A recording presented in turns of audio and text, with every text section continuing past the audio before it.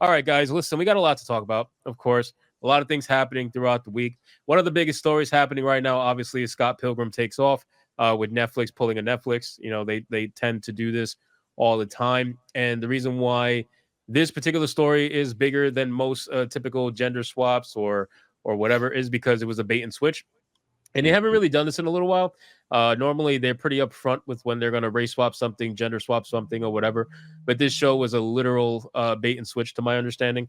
I think Leon knows more probably about this than I do. I would imagine. Are you a big fan, It's been Scott Pilgrim? fun to follow. Yeah. So we're going to talk about that first. Obviously, we're going to talk on the Marvels. We're going to talk about Hunger Games and all that. Those two are competing for biggest flop in the box office right now. It's actually a very interesting competition.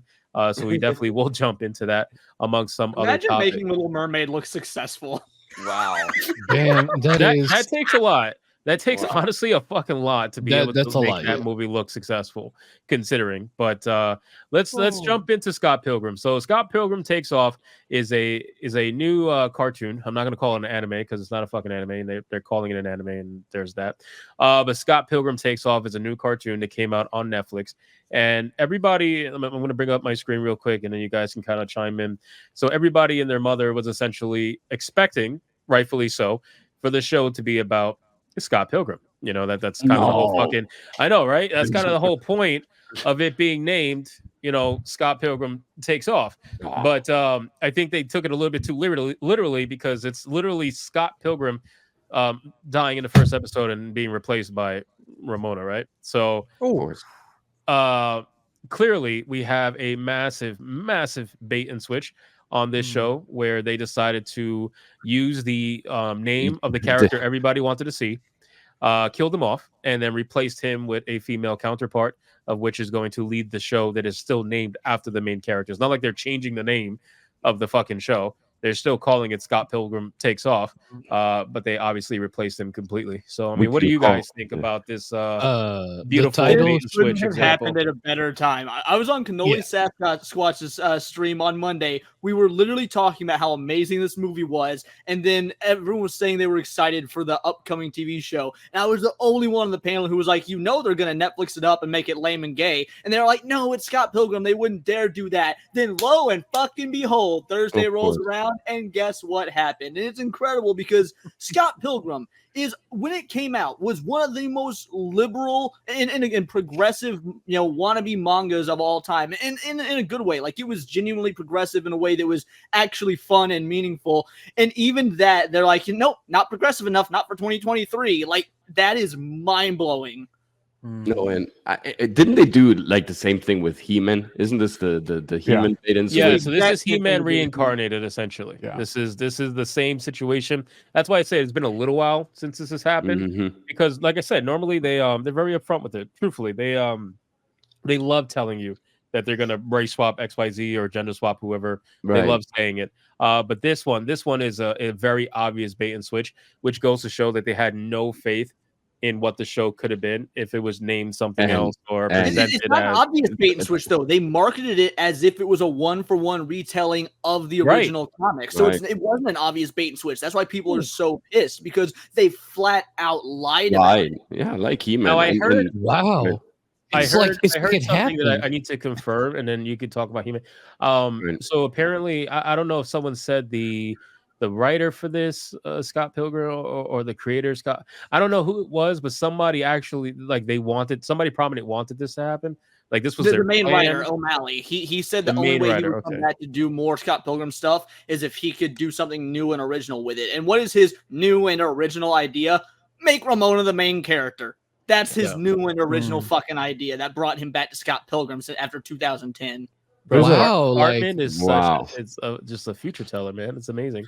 It's like they haven't done this a lot. Like, it's like they haven't done this a bazillion different times in other shows, and they still think it'll succeed. Like, at this point, when they do these things in all their different configurations, okay, all I can say is, at this point, they're just exhibiting the symptoms of madness. They keep doing the same thing, expecting a different result, and that's not happening.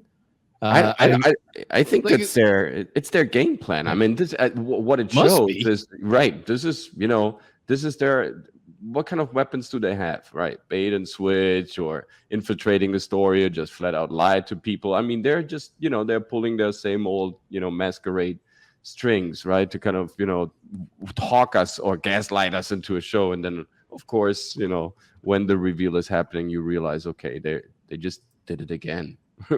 Yeah.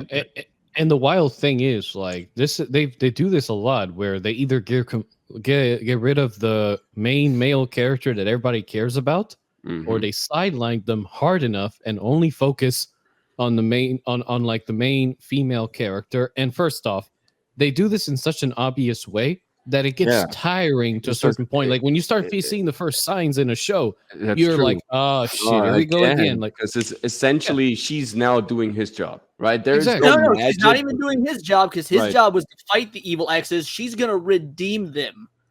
Oh my! Oh my! How Jags, revolutionary! Do you watch Scott Pilgrim, or have you watched Scott Pilgrim? I haven't watched the show yet, but I've seen the movie, which was awesome. I really loved it. But I did catch the Variety article. I don't know if you guys saw. There was a Variety article that they wrote that basically says what we've said all along, and I'll just read you the quote from it real quick. It says, Scott Pilgrim takes off, swerves in an unexpected direction, one that both distinguishes the show from previous iterations of the Scott Pilgrim concept, and comments on them from our current cultural vantage point. So we've all heard this before, right? We're reimagining for a modern audience. That's the issue that we're seeing at play here. Variety describes it in just a few different words here, but it's black and white right there. They don't care about the source material. They wanted to give homage to the art style that the manga was done in, but that's about as far as it goes. In my opinion, this could have just been Ramona fights her exes, a Scott Pilgrim story.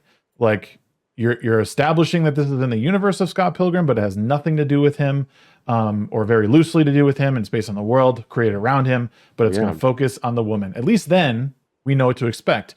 But Netflix knows no one's going to go see Ramona Flowers. No one gives a shit about her story. Right. They want to see Scott Pilgrim fight those, but we can't have that in 2023. That would make too much sense. You pulled up an article. I pulled up 4 articles for my video on this, and 3 of the 4 of them all used modern audiences unironically. And what's amazing is, remember that new law in California, how misleading trailers, you can now sue over them because it's false advertising?